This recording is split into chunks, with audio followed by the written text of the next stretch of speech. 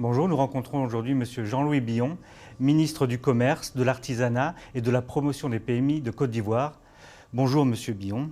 Bonjour. Alors, Monsieur le ministre, il y a quelques jours, vous avez fait une déclaration très remarquée qui contestait l'attribution du deuxième terminal à conteneurs du port d'Abidjan au groupe Bolloré. Que reprochez-vous à cette attribution ? Tout simplement, la première des anomalies, c'est contraire au droit de la concurrence en Côte d'Ivoire, qui veut qu'on ne favorise pas une position dominante. Un monopole est déjà en position dominante et la loi nous interdit de créer une position dominante. Donc à partir de là, il aurait fallu y avoir un contrôle a priori qui malheureusement n'a pas eu lieu. Bon, comme le processus avait commencé bien longtemps avant que je n'entre au gouvernement, la décision finale ayant été rendue, publiée par le port autonome, s'avère être contraire au droit de la concurrence. Or, le ministère du Commerce a en charge le respect du droit de la concurrence, c'est tout. Donc votre légitimité, puisqu'on vous l'a reproché, donc votre légitimité repose justement dans le fait d'être ministre du Commerce et donc d'avoir à faire respecter la concurrence. Tout simplement. Donc c'est un texte qui est somme toute banal, que l'on trouve dans tout pays organisé. Tout l'arsenal pour faire respecter la concurrence se trouve dans la loi de 1991 en Côte d'Ivoire, reprise par le traité de l'UEMOA en 2002.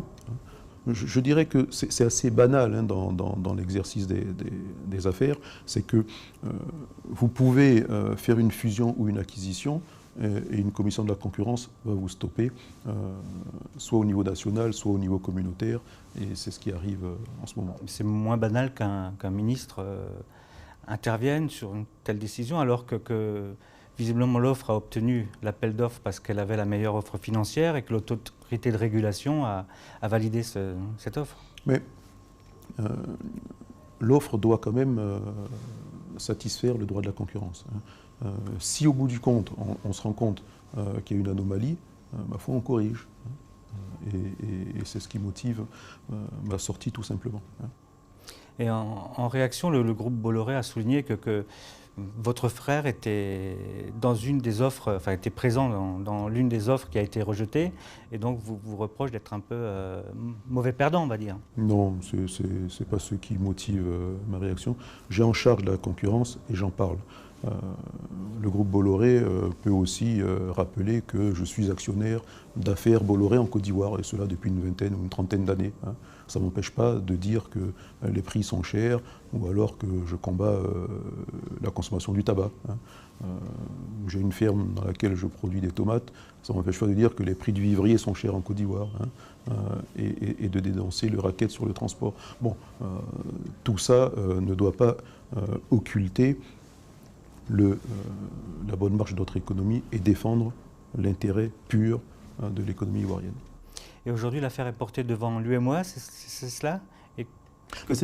Oui, c'est-à-dire que l'UEMOA d'ailleurs pouvait s'autosaisir, ne serait-ce que ça, tout comme la commission de la concurrence en Côte d'Ivoire, si elle était en place, parce qu'elle n'est pas encore complètement en place, pouvait s'autosaisir aussi. Donc il y a eu un vide qui a favorisé que le dossier arrive aussi loin. Mais une fois à l'UEMOA, l'UEMOA s'est saisi et a jugé l'affaire recevable et nous rappelle les principes de la concurrence. Comme quoi il aurait fallu qu'il y ait un contrôle a priori, au préalable.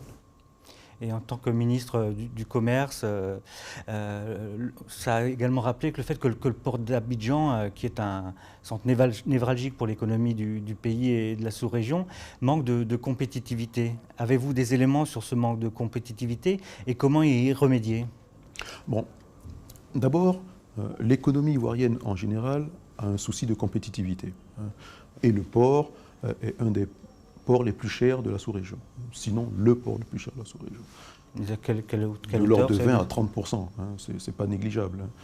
Donc nous avons même dû revoir les coûts des prestations officielles pour faire baisser les prix.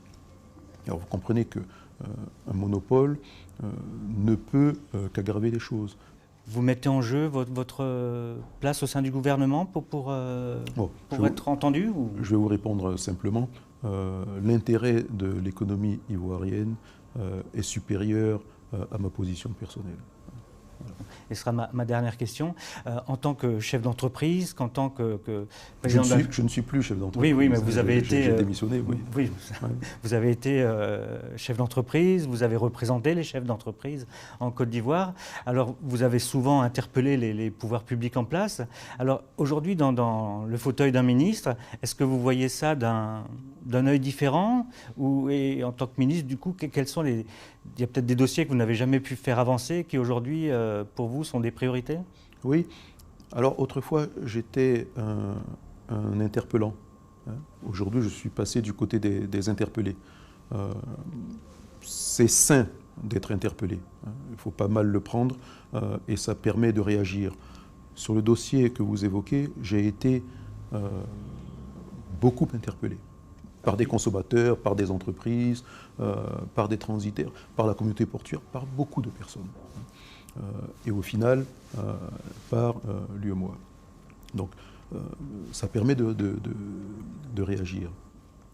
Alors oui, aujourd'hui, je suis en position de mettre en place des dispositifs pour lutter contre la contrefaçon, contre la contrebande, de surveiller mieux les questions de concurrence que je dénonçais autrefois. Donc c'est différent, mais je suis dans la continuité de ce que je faisais et ce que j'espérais avant. Très bien, merci beaucoup Monsieur le Ministre. Merci, merci. Vous pourrez retrouver l'intégralité de cette interview sur le site de la chaîne www.alcaratv.net.